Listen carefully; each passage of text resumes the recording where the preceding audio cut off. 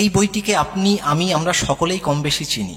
সহজ পাঠ প্রাথমিক বিদ্যালয়ের প্রথম এবং দ্বিতীয় শ্রেণীতে শিশুদের পাঠ্যপুস্তক রূপে দেওয়া হয়। এই বইটি সহজ পাঠ কেন না, শিশুরা এই বইটিকে খুব সহজে পাঠ করতে পারে, তাই এই বইটির নাম হচ্ছে সহজ পাঠ। আবার অপর দিক থেকে একজন শিক্ষক বা শিক্ষিকা তিনি শিশুদেরকে খুব সহজে এই বইটা পাঠ করাতে পারেন, তাই এর নাম হচ্ছে সহজ পাঠ। আবার যদি এরকম করে বলি যে এই বইয়ের মধ্যে যে সকল কাম্য শিখনগুলি রয়েছে, সেই কাম্য শিখনগুলি শিশুরা খুব সহজ সরলভাবে রপ্ত করতে পারে সহজ সরল পথে, তাই এই বইটির নাম হচ্ছে সহজ পাঠ। আমি যেমন করি এই সহজ পাঠ নামটিকে ব্যাখ্যা করি, খুব একটা ভুল কিন্তু হবে না। কিন্তু প্রশ্ন হচ্ছে যে এই বইটি কি আদতে সত্যি করেই সহজ? দেখুন, সব দিক আলোচনা করলে কিন্তু এই বইটিকে আমরা মোটেই সহজ বলতে পারি না, বরং এই কথা বলতে পারি যে এই বইটি এক একজনের কাছে এক এক রকম করে ধরা দেয়। আপনি যদি একে সহজ করে দেখেন তাহলে এ সহজ পাঠ হয়ে যাবে, আবার আপনি যদি একে কঠিন করে দেখেন তাহলে কঠিন পাঠও হয়ে যেতে পারে। আমার এই কথা অনেকের বিশ্বাস হচ্ছে না, একটা ছোট্ট উদাহরণ দিই তাহলে আপনাদের বিশ্বাস কিন্তু হয়ে যাবে। দেখুন, এখানে রয়েছে 3টে শালিক ঝগড়া করে রান্নাঘরের চালে। কটা শালিক ঝগড়া করে? 3টে শালিক। কিন্তু এই ছবিটির দিকে লক্ষ্য করুন তো, এই ছবিটির মধ্যে কি 3টে শালিক রয়েছে? না, এই ছবিটির মধ্যে কিন্তু 2টি শালিক রয়েছে। তাহলে এই ছড়াটির মধ্যে বলা হচ্ছে 3টে শালিক ঝগড়া করে, আর ছবির মধ্যে আছে কটা শালিক? ছবির মধ্যে আছে মাত্র 2টি শালিক। তাহলে এর যদি বিস্তারিত ব্যাখ্যা, বিস্তারিত বিশ্লেষণের দিকে আমরা চলে যাই, তাহলে কি মনে হয় এই সহজ পাঠ বিষয়টি আদেও সহজ? তার উত্তর হচ্ছে না। সহজ পাঠ নিয়ে বিস্তারিত আলোচনা আজকে এই ভিডিওর মধ্যে করার চেষ্টা করব। যারা এই বইটির সম্বন্ধে ইন্টারেস্ট রাখেন তারা কিন্তু আজকের এই আলোচনায় অবশ্যই অংশ নেবে। তাহলে আমরা প্রথম পাতায় চলে যাই। প্রথমেই রয়েছে সহজ পাঠ দ্বিতীয় ভাগ। কোন শ্রেণীকে দেওয়া হবে? দ্বিতীয় ভাগ মানে হচ্ছে দ্বিতীয় শ্রেণীকে দেওয়া হবে, আর প্রথম ভাগ মানে হচ্ছে প্রথম শ্রেণীতে দেওয়া হবে। তাহলে এই বইটি কটি খণ্ডে বিভক্ত? তার উত্তর হচ্ছে যে সহজ পাঠ বইটি 2টি খণ্ডে বিভক্ত। কিন্তু আপনি যদি একটু নেট ঘাঁটেন তাহলে দেখতে পাবেন কোথাও কোথাও এই বইটি 4টে খণ্ডে বিভক্ত বলেও উল্লেখ করা আছে। কিন্তু আমরা বর্তমানে আমাদের হাতে 2টি খণ্ড পাচ্ছি, তাই আমরা বলবো সহজ পাঠ 2টি খণ্ডে বিভক্ত, প্রথম খণ্ড এবং দ্বিতীয় খণ্ড। এরপরে নিচে রয়েছে এই পুস্তক অনুমোদিত বিদ্যালয়ের দ্বিতীয় শ্রেণীর ছাত্রছাত্রীদের বিনামূল্যে দেওয়া হবে, বিক্রয়যোগ্য নয়। তাহলে এই বইটি আপনি কোথায় কিনতে পাবেন? কোনো দোকানে কিন্তু কিনতে পাবেন না। ছাত্রছাত্রীদের জন্য বিনামূল্যে এই বইটিকে বিতরণ করা হচ্ছে। আপনি বাজারেও কিনতে পাবেন, কিন্তু সেই বইগুলি এইরকম সাদা কালো হবে না, সেই বইগুলি একটু রঙিন হয়ে যেতে পারে। এখন এখানেও একটা সমস্যা রয়েছে, তাহলে এই বইগুলি সাদা কালো কেন? পশ্চিমবঙ্গ সরকার খরচ বাঁচানোর চেষ্টা করেছে? তার উত্তর হচ্ছে যে না, খরচ বাঁচানোর চেষ্টা করলে অন্যান্য সকল বইগুলোই তো সাদা কালো হতো, শুধুমাত্র এই বইটি সাদা কালো কেন? ওই যে প্রথমে বলেছিলাম যে সহজ পাঠকে দেখে যতটা সহজ মনে হয়, আদতে কিন্তু সহজ পাঠ অতটা সহজও নয়। একে যে সহজ করে দেখবে তার কাছে এ সহজ হয়ে যাবে, একে যে জটিল করে দেখবে তার কাছে এ জটিল হয়ে যাবে। অর্থাৎ আয়নার সামনে আপনি যদি হাসেন তাহলে আপনি আপনার হাসি মুখ দেখতে পাবেন, আয়নার সামনে যদি আপনি কাঁদেন তাহলে আপনি আপনার কান্না মুখটিকেই দেখতে পাবেন। এই বইটি অনেকটা সেই রকম। আসুন, এখানে অনেক কিছু আলোচনা করার আছে। আমরা যদি দ্বিতীয় পাতায় চলে যাই তাহলে লেখা রয়েছে সহজ পাঠ দ্বিতীয় ভাগ রবীন্দ্রনাথ ঠাকুর। আমরা সকলেই জানি সহজ পাঠ রচনা করেছেন কবিগুরু রবীন্দ্রনাথ ঠাকুর, কিন্তু অলংকরণ করেছেন নন্দলাল বসু। যারা প্রাথমিকের ইন্টারভিউ, টেট ইত্যাদির জন্য প্রিপারেশন নিচ্ছেন তারা সকলেই কিন্তু এটা জানেন। এখন ইন্টারভিউ দেওয়ার সময় আমাদের যেন খুব সহজে মনে পড়ে যায় এই নন্দলাল বসু মহাশয়ের কথা। প্রশ্ন অনেকগুলো হতে পারে কিন্তু উত্তর একটাই, সেটা হচ্ছে নন্দলাল বসু। আপনাকে বলা হলো যে একজন প্রখ্যাত শিল্পীর নাম করুন যিনি আমাদের প্রাথমিক বিদ্যালয়ের কোনো একটি বই অলংকরণ করেছেন। অন্যান্য অনেক নাম বলতে পারেন, কিন্তু সকলের থেকে সেরার সেরা হচ্ছে নন্দলাল বসু। বলা যেতে পারে যে নন্দলাল বসুর অবদান প্রাথমিক বিদ্যালয়ের পাঠ্যপুস্তকগুলির মধ্যে কোথায় রয়েছে? আপনি বলবেন সহজ পাঠ প্রথম এবং দ্বিতীয় ভাগের মধ্যে রয়েছে। তিনি এই বই দুটির প্রচ্ছদ অলংকরণ করেছেন। এখন যদি বলা হয় যে সহজপাঠ এই যে বইটিকে প্রচ্ছদ অলঙ্করণ করেছেন যে বিশিষ্ট শিল্পী, আপনি কি তার নাম জানেন? তার উত্তর হচ্ছে যে হ্যাঁ, নন্দলাল বসু। তাহলে দেখুন, এই নন্দলাল বসু নামটা কিন্তু বিভিন্ন রকমভাবে আপনার সামনে আসতে পারে, বিভিন্ন প্রশ্নের খোলস নিয়ে আপনার সামনে আসতে পারে। আপনার কাজ হচ্ছে শুধুমাত্র সেই মুখোশটা, সেই খোলসটাকে উন্মোচন করে দেওয়া এবং নন্দলাল বসু মহাশয়ের নামটিকে বের করে নিয়ে আসা। এরপরে আপনি যদি এই বইটিকে একটু নজর দিয়ে দেখেন, আমি একটু পড়ছি, আপনারা মন দিয়ে শুনুন, বিশ্বাস করুন এর মধ্যে কিন্তু অনেক ছোট ছোট প্রশ্ন লুকিয়ে রয়েছে। পশ্চিমবঙ্গ সরকার 1969 সনের জানুয়ারি মাস থেকে প্রথম এবং দ্বিতীয় শ্রেণীর বাংলা বই বিনামূল্যে প্রত্যেক ছাত্রছাত্রীকে দেওয়ার ব্যবস্থা করেছে। তাহলে যদি এই প্রশ্ন আসে যে পশ্চিমবঙ্গ সরকার কবে থেকে প্রাথমিক বিদ্যালয়ের ছেলেমেয়েদেরকে সহজপাঠ বইটিকে বিনামূল্যে দেওয়ার ব্যবস্থা করেছে, তার উত্তর হচ্ছে 1969 সাল। আমার সাজানো গল্প নয়, এই বইয়ের প্রথম পাতায় লেখা রয়েছে। যদি কারোর সন্দেহ হয় একবার নিজের চোখে দেখে নেবেন, তাহলে অনেক দিন মনে থাকবে। এরপর কি রয়েছে? বিশ্বভারতী কর্তৃপক্ষের আনুকূল্যে রবীন্দ্রনাথ রচিত সহজপাঠ প্রথম ও দ্বিতীয় ভাগ এই উদ্দেশ্যে পশ্চিমবঙ্গ সরকার কর্তৃক মুদ্রিত ও প্রকাশিত হয়েছিল। তাহলে আমরা কটি খণ্ডের নির্দেশ এখানে পেলাম? 2টি খণ্ডের, যথা প্রথম ভাগ এবং দ্বিতীয় ভাগ। এই কথা কিন্তু আগেই বলেছি। অনেকজন বলেন যে 4টি ভাগ, হয়তো ঠিক বা ভুল আমার জানা নেই, কিন্তু আমি যেটা দেখতে পাচ্ছি এখানে 2টি খণ্ডের কথা বলা রয়েছে। এরপর যেটা রয়েছে যে এই বিষয়ে আন্তরিক সহযোগিতার জন্য বিশ্বভারতী কর্তৃপক্ষকে ধন্যবাদ জ্ঞাপন করছি। কেন বিশ্বভারতী কর্তৃপক্ষকে ধন্যবাদ দিতে হচ্ছে? কেন না, এই বইটির সত্ত্ব কোনো এক সময় কিন্তু বিশ্বভারতী কর্তৃক সংরক্ষিত ছিল এবং বর্তমানে তা সকলের জন্য কিন্তু উন্মোচন হয়ে গেছে। এই বইটিতে বর্তমানে আর কোনো কপিরাইট নেই, কিন্তু কোন এক সময় সেই কপিরাইট কাদের আন্ডারে ছিল? সেটা হচ্ছে বিশ্বভারতীর আন্ডারে ছিল। আশা করি আপনি এই আলোচনাটা বুঝতে পারছেন যে আমরা কেমন করে গল্পের মধ্যে দিয়ে একের পর এক প্রশ্নের উত্তরগুলোকে খুঁজে নেওয়ার চেষ্টা করছি।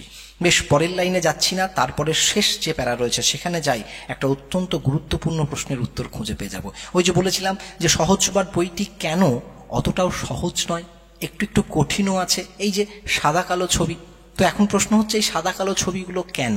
তার উত্তর কিন্তু এর মধ্যেই লেখা রয়েছে। আমার একটা বন্ধু, ছাত্র যাই বলুন না কেন, সৌমেন, আমাকে প্রশ্ন করেছিল, দাদা এই সহজপাঠ বইটি সাদা কালো কেন?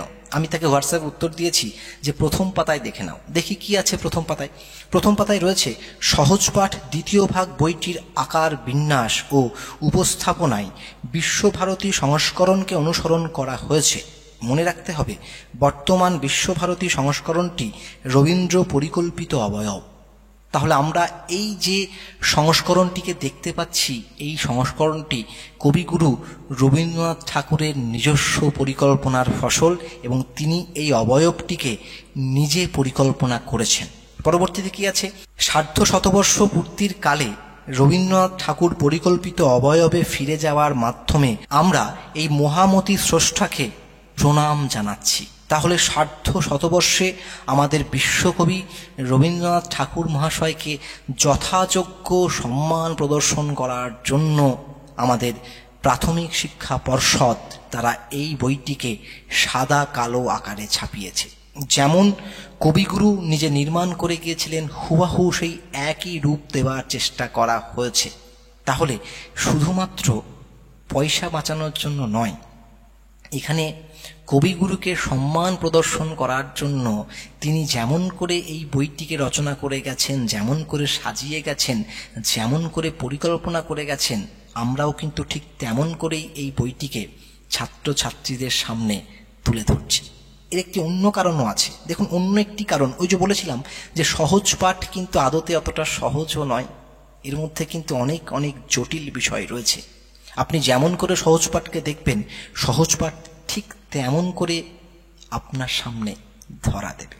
দেখুন, এই যে ছবি, 2টি শালিক এখানে বসে রয়েছে।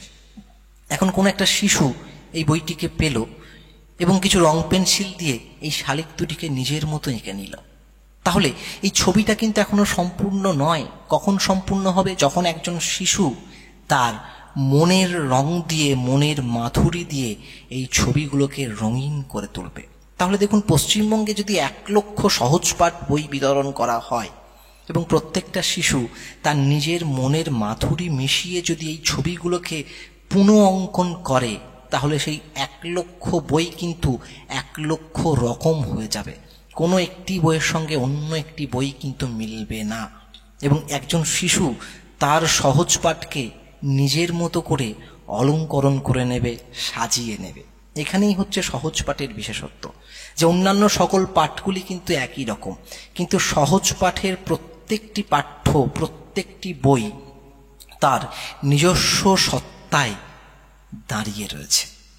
একটি শিশু সে যখন এই বইটিকে পাবে, সে শালিক পাখির ছবিটিকে, সে তারপরের ছবিটিকে, সে তারপরের ছবিটিকে, সে তারপরের ছবিটিকে নিজের মতো রং দিয়ে নেবে এবং নিজের মতো বানিয়ে নেবে, নিজের মতো সৃষ্টি করে নেবে, নিজেকে সৃষ্টিকর্তার আসনে বসাতে পারবে, এবং এখানেই সেই শিশুর নিজস্বতা বেরিয়ে আসবে এবং সে নিজের সহজ পাঠ বইটিকে নিজের রঙে, নিজের কল্পনার রঙে রাঙিয়ে নেবে। এখান থেকেই কিন্তু শিশুদের কল্পনা শক্তির বিকাশ ঘটবে। তাই এই বইটি কবিগুরু সাদা কালো করে গেছেন এবং এখনো পর্যন্ত এই বইটি সাদা কালোই রয়েছে এবং ভবিষ্যতেও থাকবে। তাহলে একদিকে যেমন কবিগুরুর প্রতি শ্রদ্ধা প্রদান করার একটা ব্যাপার রয়েছে, এটা কোনো সাজানো গল্প নয়, একদম সহজ পাঠের 3 নম্বর পাতায় রয়েছে। অপরদিকে এটাও সত্যি যে আপনার শিশু যখন এই বইটিকে পাবে, সে কিন্তু এই যে ছবিটি রয়েছে তাকে নিজের কল্পনার রঙে রাঙিয়ে তুলতে পারবে, দিয়ে এই বইটিকে নিজের বই করে তুলতে পারবে।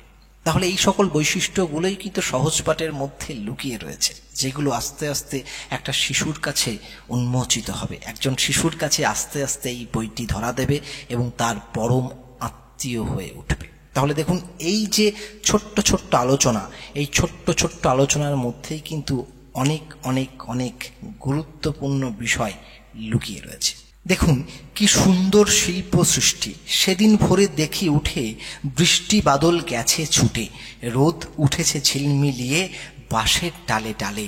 ছুটির দিনে কেমন সুরে পুজোর সানায় বাজায় দূরে, 3টে শালিক ঝগড়া করে রান্নাঘরের চালে। শীতের বেলায় 2 প্রহরে দূরে কাদের ছাদের পরে, ছোট্ট মেয়ে রোদ্দুরে দেয় বেগনি রঙের শাড়ি। চেয়ে চেয়ে চুপ করে রই, তেপান্তরের পার বুঝি ওই, মনে ভাবি ওইখানেতেই আছে রাজার বাড়ি। থাকতো যদি মেঘে ওরা পক্ষীরাজের বাচ্চা ঘোড়া, তখনই যে যেতেম তারে লাগাম দিয়ে কষে। যেতে যেতে নদীর তীরে ব্যঙ্গমা আর ব্যঙ্গমীরে, পথ শুধিয়ে নিতেম আমি গাছের তলায় বসে। কি সুন্দর, কি সুন্দর! একদম শিশুদের কল্পনা, সেই কল্পনার যে মুক্ত আকাশে বিচরণ, সেটা কেবলমাত্র এই পাঠটির মধ্যে দিয়েই সম্ভব। এখানে একটা বিশেষ কথা বলার, কিছুদিন আগে এই পাঠটিকে নিয়ে একটি টিচিং ডেমনস্ট্রেশন করেছিলাম। সেখানে আমি বাচ্চা শব্দটিকে বয়ে আকার চয়ে ছয়ে আকার লিখেছিলাম, তাই কমেন্টে অনেকজন ভুল রব তুলেছিলেন। আদতে বর্তমান যে বানানবিধি সেই অনুযায়ী কিন্তু ভুল, আমাকে লিখতে হতো বয়ে আকার চয়ে আকার। কিন্তু এখানে আপনি যদি দেখেন, থাকতো যদি মেঘে ওরা পক্ষীরাজের বাচ্চা ঘোড়া, দেখতে পাবেন এখানে বয়ে আকার ছয়ে আকার। বিষয়টি জেনে রাখুন, হতে পারে যে ইন্টারভিউ বোর্ডে কোনো এক সময় এই বয়ে আকার ছয়ে আকার আর বয়ে আকার ছয়ে আকার এটিকে নিয়ে আপনাকে প্রশ্ন করা হলো। বেশিক্ষণ একটা নির্দিষ্ট বিষয়ের প্রতি মনোসংযোগ রাখতে পারি না, প্রায় 15 মিনিট 16 মিনিট হয়ে গেল। তাহলে আজকের এই আলোচনাটিকে শেষ করতে হবে। প্রচুর আলোচনা করার রয়েছে। যদি আপনারা অনুমতি দেন, যদি আপনারা কমেন্ট বক্সে কমেন্ট করে জানান যে যেমন করে সহজ পাঠ নিয়ে আলোচনা করছিলাম, এই আলোচনাটাকে আরও চালিয়ে যায়, তাহলে অবশ্যই এটাকে নিয়ে 2 নম্বর পার্ট, 3 নম্বর পার্ট, 4 নম্বর পার্ট, 5 নম্বর পার্ট অবশ্যই নিয়ে আসব। তাহলে এই আলোচনা করতে গিয়ে একটা কথা বলেছিলাম যে এই যে 3টে শালিক ঝগড়া করে তার কথা বলা হয়েছে, কিন্তু এখানে 2টো শালিকের ছবি কেন? তাহলে কি নন্দলাল বসু মহাশয় ভুল লিখেছেন? তার উত্তর হচ্ছে যে না, 3টে শালিকের কথা বলা হয়েছে, 2টো শালিকের ছবি আছে, আর একটা শালিকও আছে, সে আছে শিশুর মাথায়, শিশুর কল্পনায়, শিশুর চিন্তায়। তাহলে শালিক 3টে, 2টো শালিক এখানে বসে রয়েছে, আর একটা শালিক বইয়ের বাইরে রয়েছে, শিশুর মাথায় রয়েছে, শিশুর কল্পনায় রয়েছে। 3 নম্বর শালিকটা শিশু এখানে আঁকবে। তারপর কিন্তু রান্নাঘরের চালে 3টে শালিকের ছবিটা সম্পূর্ণ হবে। এটাই হচ্ছে সহজ পাঠের নিজস্বতা, যার পরতে পরতে লুকিয়ে রয়েছে শুধু রহস্য, রহস্য আর রহস্য।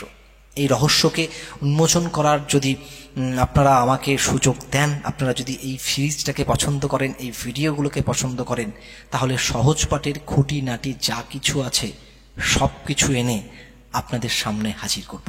তাহলে দেখা হচ্ছে অন্য কোনো এক ভিডিওতে, অন্য কোনো এক দিন। ততক্ষণের জন্য আপনার এই বন্ধু বিশ্বদীপ নন্দীকে বিদায় দিন।